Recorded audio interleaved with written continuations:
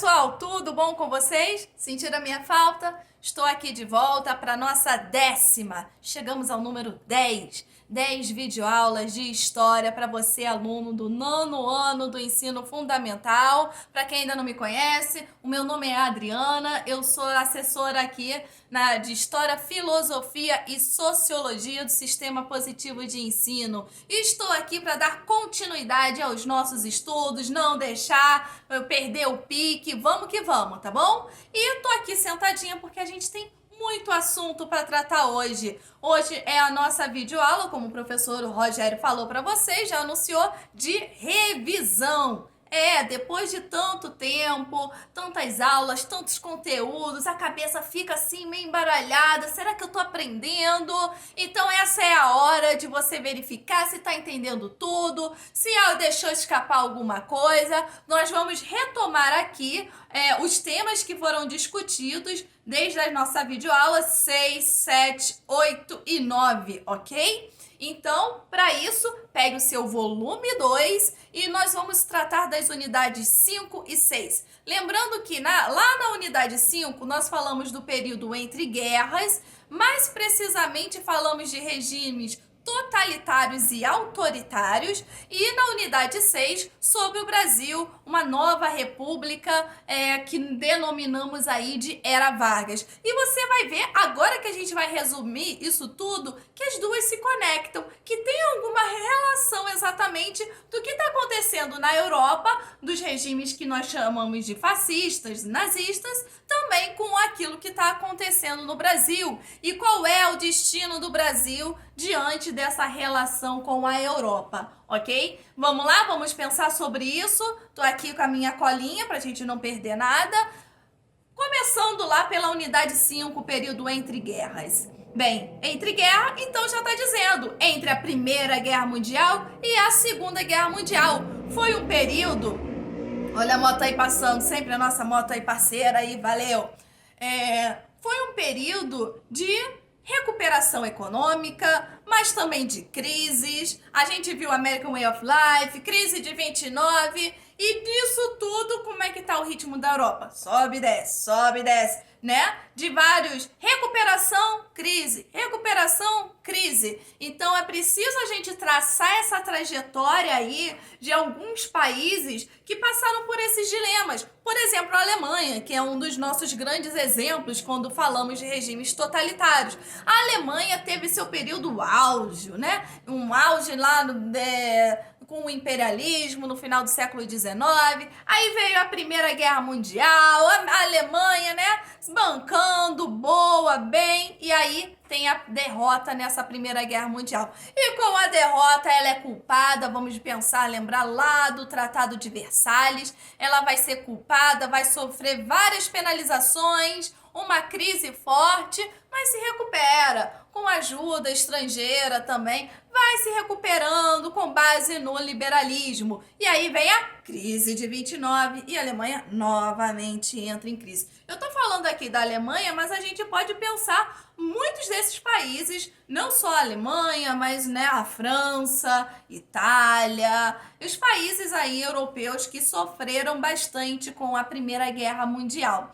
E aí, então, é preciso a gente perceber sobre essa crise do liberalismo. Para fazer essa aula aqui com vocês, eu estou me utilizando muito com aqueles esquemas, né, com aqueles mapas mentais que tá lá no seu livro de atividades. Utilize isso a seu favor, porque ele vai oferecer para vocês os principais pontos, conceitos, para a gente não deixar escapar nada.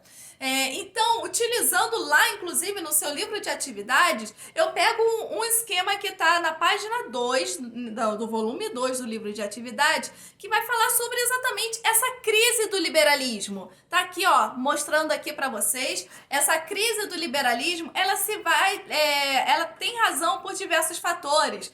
É uma crise que foi gerada lá com o final da Primeira Guerra Mundial, que nós chamamos de Grande Guerra. Por quê? Até então ninguém sabia que existiria uma Segunda Guerra Mundial. A Revolução Russa também e a ascensão de um regime socialista. Isso também vai ameaçar a ordem econômica vigente pelo liberalismo. A Alemanha, que não aceita o Tratado de Versalhes, como eu falei para vocês, vai sofrer várias penalizações. Isso leva também a uma crise. A crise de 29, que vai impactar todo o contexto mundial, num efeito que a gente chama aí de efeito dominó, a descrença dos governos nos governos democráticos e liberais para dar conta das demandas da população. Ou seja, será que vale a pena seguir o liberalismo? Será que vale a pena a gente ir por esse caminho? Por que não ir para o outro caminho? E qual seria esse outro caminho?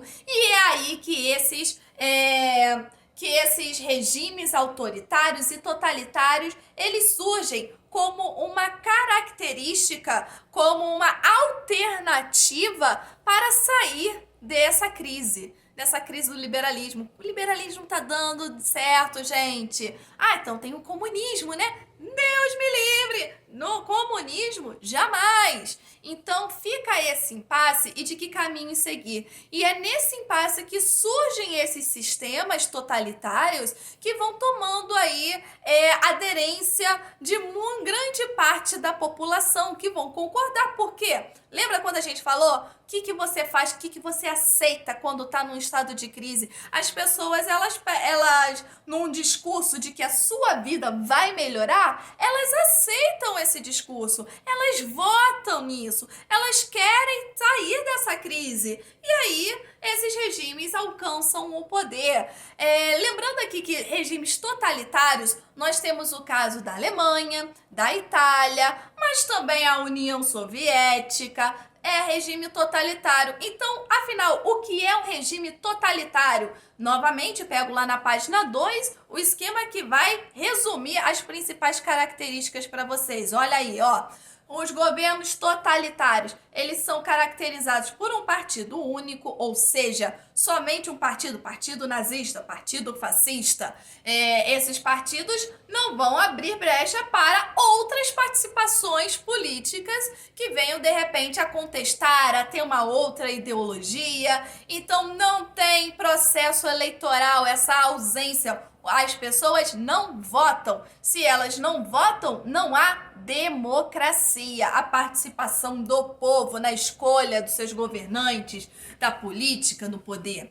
O poder está concentrado no executivo, ou seja, o líder do poder executivo, ele vai ter essa dominação de várias esferas do poder, sobre a justiça, sobre a economia. Isso é dar muito poder nas mãos de uma pessoa, e para afastar qualquer tipo de ameaça, vai ter repressão e perseguição às oposições. E quem é a oposição a esse momento? São regimes democráticos, então que os Estados Unidos, o Reino Unido, a França representam, é algo de se combater, ou seja, são regimes antidemocráticos, mas também o comunismo. Então, são anticomunistas, eles não enxergam o socialismo como caminho para a recuperação econômica, como ideologia de governo. Isso vai ser fortemente perseguido. São formas de oposição que podem estar surgindo aí. A idolatria, o culto ao líder. E aí eu vou pegar esses 4 últimos, né? Esses 3 aqui. Idolatria e culto ao líder. Ideologia mobilizadora das massas. E controle sobre a imprensa e as instituições educacionais, porque são aspectos que estão andando juntos aí. Nós temos aí nos perfis totalitários a ideologia, o culto ao líder, a crença de que aquele governante vai tirar as pessoas daquela situação, de que ele seria realmente a salvação para essa crise que nós estamos passando, e isso vai ser reforçado por um sistema, por um controle aí das massas. através da educação, através dos meios de comunicação, de cartazes, a todos os aspectos dos meios de comunicação, por exemplo, vai estar presente um discurso de valorização àquela pessoa. E isso vai chegar a todas as casas, a todas as famílias, aos jovens, vai contagiar a população para seguir, para acreditar nas crenças daquele partido e daquele líder. Então, o culto ao líder, ele vai estar atrelado aí a uma ideologia das massas e também essa ideologia está sendo propagada por esse controle da imprensa, da propaganda. Então, valoriza o líder, mas também a imprensa e propaganda vão acabar fazendo imagens negativas daquilo que não condiz com o sistema nazista e fascista, como, por exemplo, a negação aos judeus. Então vai ter propagandas negativas em relação a eles, que são colocados como ameaça. Daqui a pouco eu falo um pouquinho mais sobre isso. A ameaça que é o comunismo. Então, nas propagandas, o comunismo é sempre como um monstro, como algo horroroso que vai tomar conta das suas casas, das suas famílias, que vai matar todo mundo. Então, a propaganda de forma negativa, ela também funciona para sustentar a ideologia. O último item lá era o que eu já comentei com vocês, que era a oposição ao liberalismo e ao capitalismo, ok? E aqui a gente foi dando continuidade, isso foram temas lá da nossa aula 4 que eu estou resgatando, mas para a gente pensar nessa especificidade que acontece na Alemanha, na Itália e também falando dos regimes autoritários em Portugal e na Espanha. Bem, na Itália a gente viu a trajetória de Benito Mussolini, né, liderando aí na formação do partido fascista, na perseguição ao socialismo, e é nesse contexto que dá a chamada Marcha sobre Roma em 1922, em que o país, a Itália, que está fervendo com protestos, greves de operários, e você sabe que protesto de operário tem alguma relação aí com o comunismo. Então, o que ele vai? Vai levar homens aí, marcha até Roma, para combater a esses protestos. Ele vai conseguir um reconhecimento, vão exigir, né, o Camisas Negras, o movimento em que ele está envolvido aí, vai ganhar um reconhecimento porque eles também exigem uma mudança de postura de governo contra essas ameaças socialistas. E é nesse discurso que o Mussolini ele vai ganhando maior reconhecimento até ele se tornar o Duce, né? O grande líder da Itália. E é também interessante a gente destacar aqui, nesse caso italiano,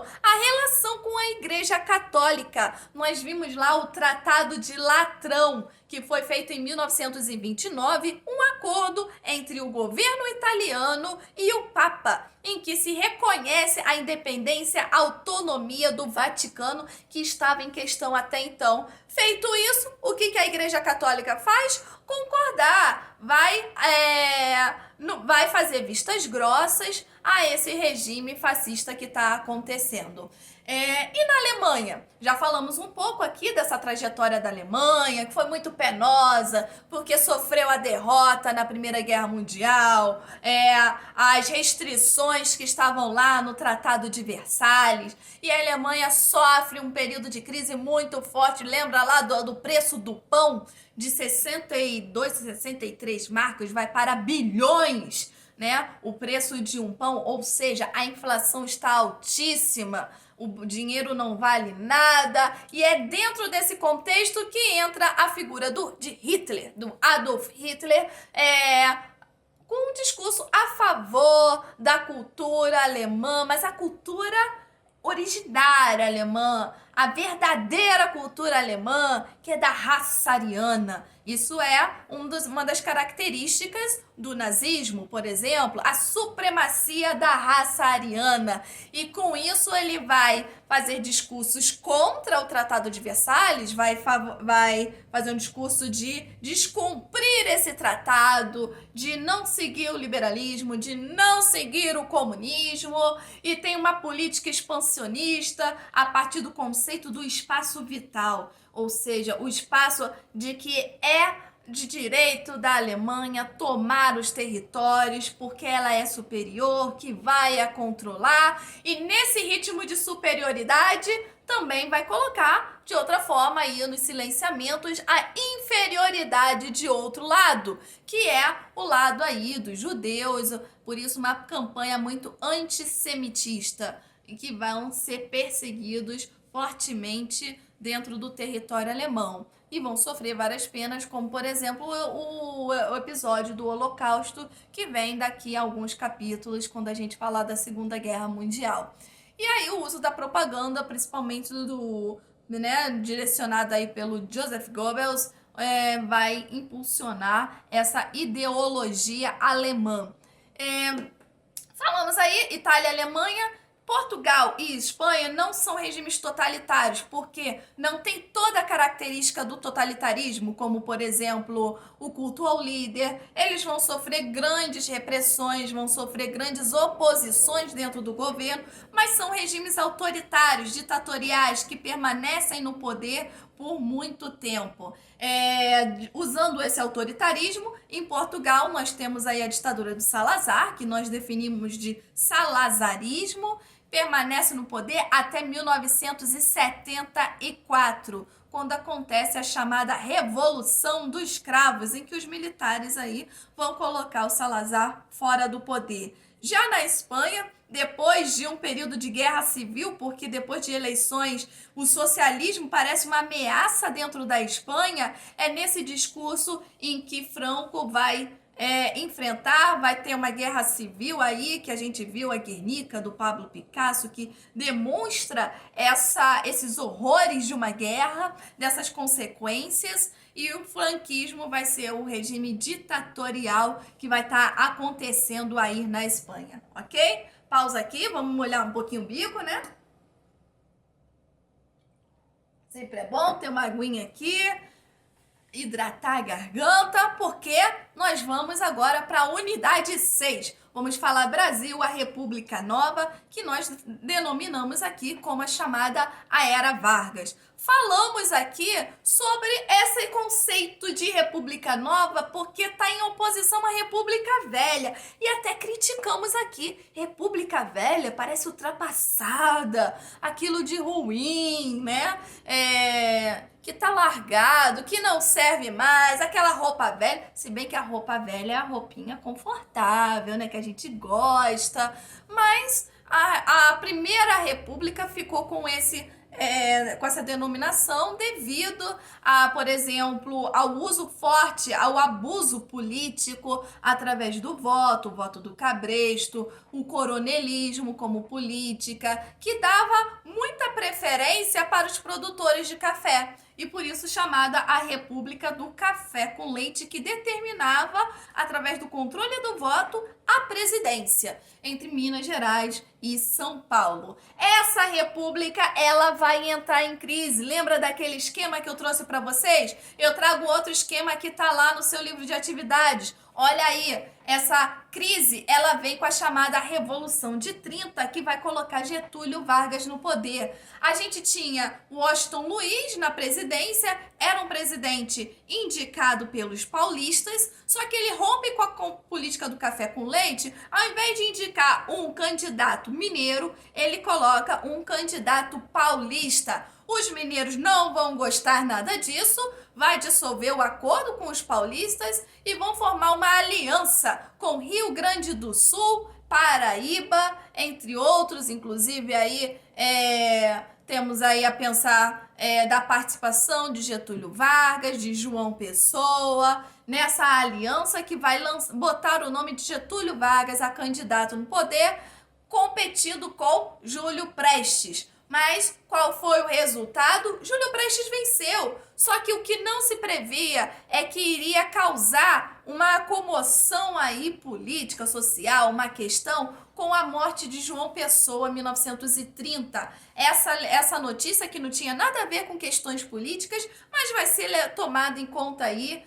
pelos militares, vão tirar o Washington Luiz, tadinho do Júlio Prestes, nem assumiu, foi eleito e nem assumiu a presidência. E o Getúlio Vargas vai ser colocado provisoriamente no poder. Mas será que é assim que acontece? E aí eu pedi para vocês, lembra lá na página 16 do livro, a completarem um esquema, porque é preciso a gente ter a consciência temporal e principalmente as 3 fases que a gente chama da Era Vargas. Tô colocando aqui na tela de novo para vocês a chamada Revolução de 30, que acabamos de ver, que coloca Getúlio Vargas no poder, inaugura um novo momento político da história do nosso país, denominado República Nova ou Era Vargas, que vai de 1930 até 1945.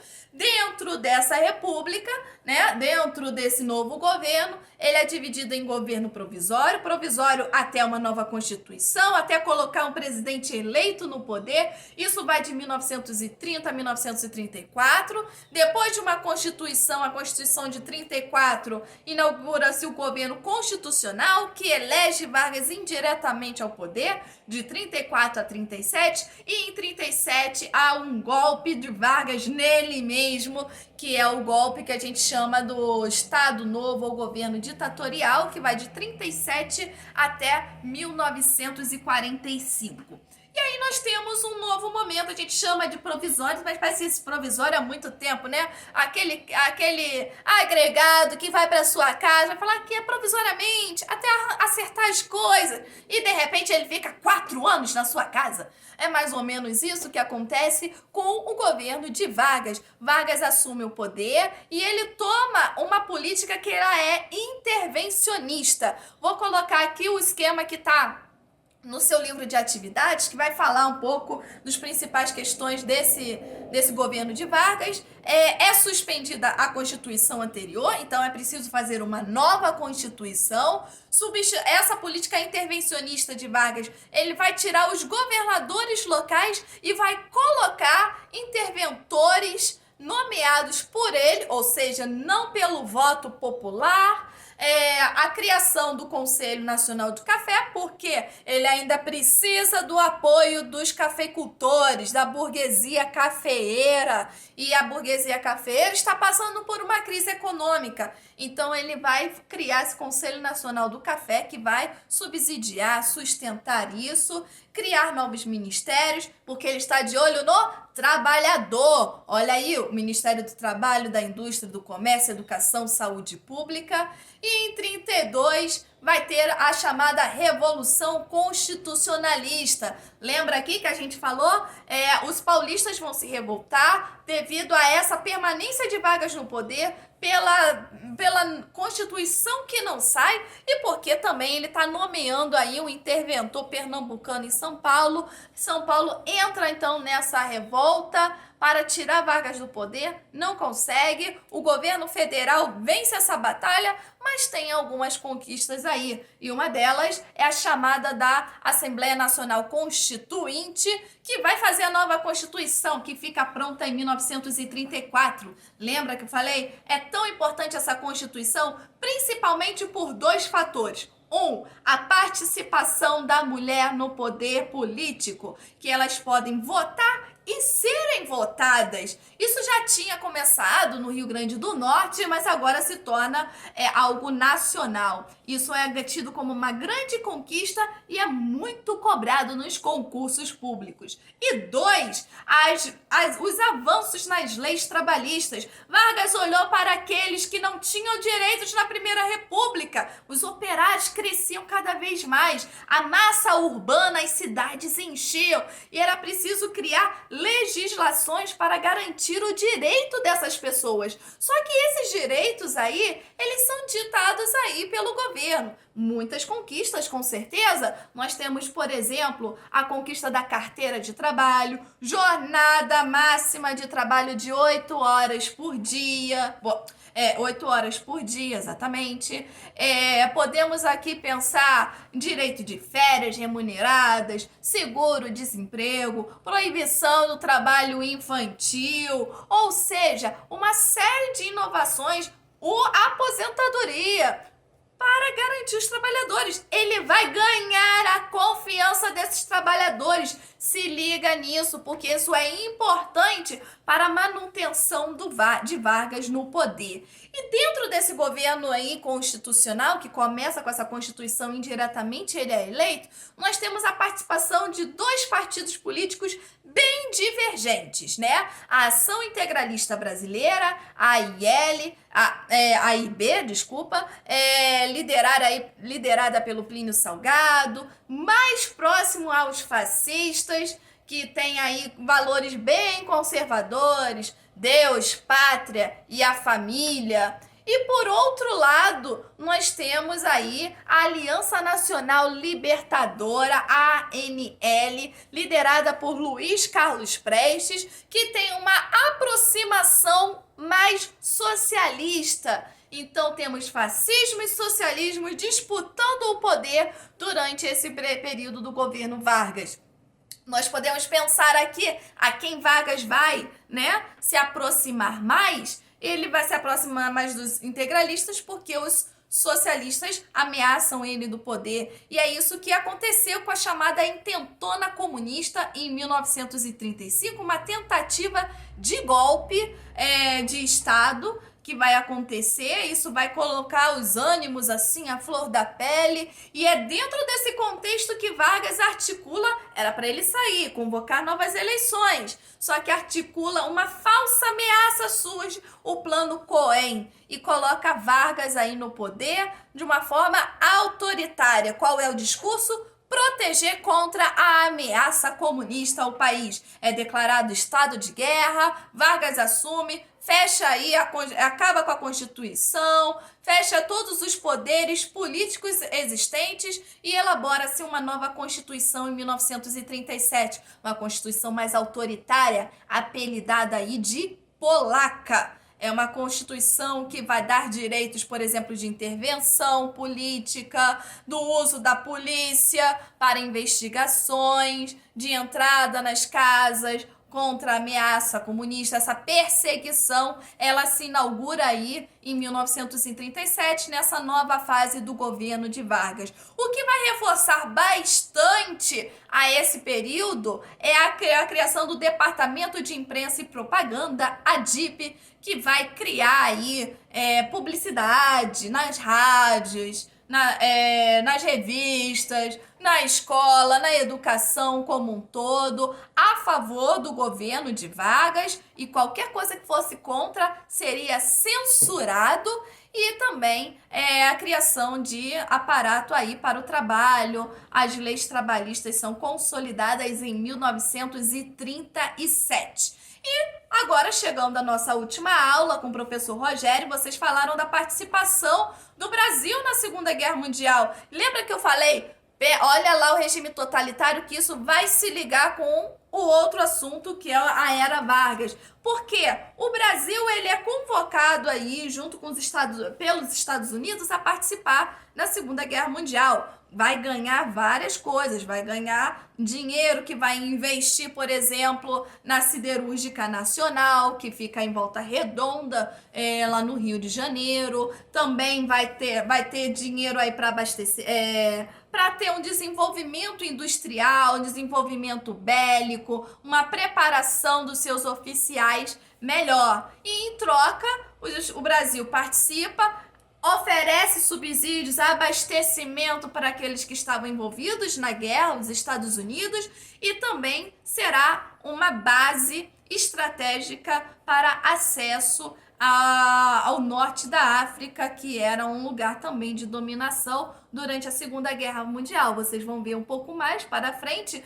mas é importante perceber a ação de Vargas aí, inclusive com uma política que a gente chama da política da boa vizinhança, através de filmes, através dos quadrinhos do Walt Disney, através de propagandas, de bens de consumo. Tudo isso vai ter um acordo aí entre Brasil e Estados Unidos, que vai selar esses laços, esse acordo. Inclusive a criação aí do Zé Carioca, o personagem brasileiro da Walt Disney, um papagaio, típico da nossa aqui, da nossa fauna, e que tenha a personalidade brasileira. Se bem que eu contesto um pouco isso, será que o carioca é o carioca malandro? É aquela coisa, isso aí envolve, é uma coisa pessoal. Você, quem não percebeu, eu sou carioca, então, bem,